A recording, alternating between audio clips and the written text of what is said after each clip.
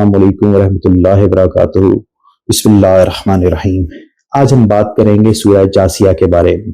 یہ قرآن پاک کی 45 نمبر کی سورہ ہے اور نزول کے اعتبار سے اس کا 65واں نمبر ہے، اور جاثیہ کا مطلب ہے گھٹنوں کے بل بیٹھنا۔ یہ منظر کشی کی گئی ہے جہنم کے لوگوں کے بارے میں، جب وہ اس رب کے جلال کو اور ہیبت کو دیکھ نہ پائیں گے اور گھٹنوں کے بل گر جائیں گے، ان سے کھڑا نہیں ہوا جائے گا۔ اس آیات میں کل 37 آیات ہیں، اس سورہ میں کل 37 آیات ہیں۔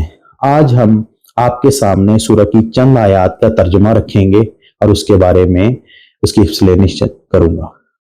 ترجمہ سماعت فرمائیں۔ کیا تم نے اس شخص کو دیکھا جس نے اپنی خواہش کو معبود بنا رکھا ہے اور باوجود جاننے بوجھنے کے گمراہ ہو رہا ہے؟ تو اللہ نے بھی اس کو گمراہ کر دیا اور ان کے کانوں اور دل پر مہر لگا دی اور اس کی آنکھوں پر پردہ ڈال دیا۔ اب اللہ کے سوا اس کو کون راہ پر لا سکتا ہے؟ تو کیا تم نصیحت نہیں پکڑتے؟ اور کہتے ہیں کہ ہماری زندگی تو صرف دنیا ہی کی ہے، کہ یہیں مرتے اور جیتے ہیں اور ہمیں تو زمانہ مار دیتا ہے، اور ان کو اس کا کچھ علم نہیں، صرف زن سے کام لیتے ہیں۔ اس شخص کو دیکھا جس نے اپنی خواہش کو معبود بنا رکھا ہے اور باوجود جاننے بوجھنے کے گمراہ ہو رہا ہے، تو اللہ نے بھی اس کو گمراہ کر دیا اور ان کے کانوں اور دل پر مہر لگا دی اور آنکھوں پر پردہ ڈال دیا۔ اب اللہ کے سوا کون اس کو راہ پہ لا سکتا ہے؟ کیا تم نصیحت نہیں پکڑتے؟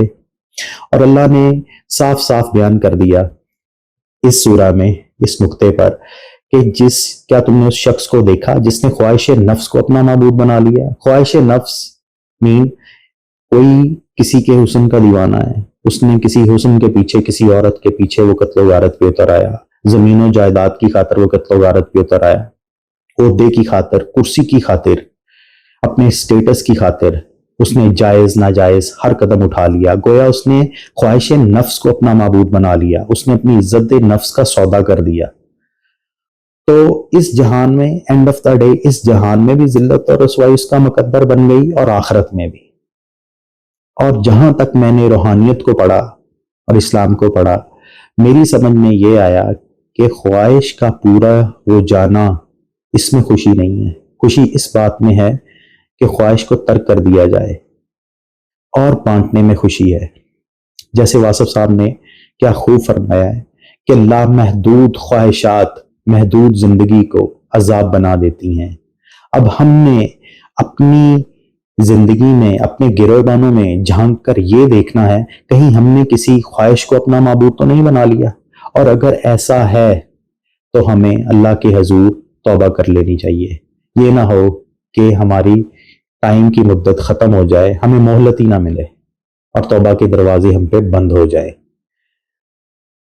انشاءاللہ ملتے ہیں اگلے موضوع کے ساتھ۔ فی امان اللہ۔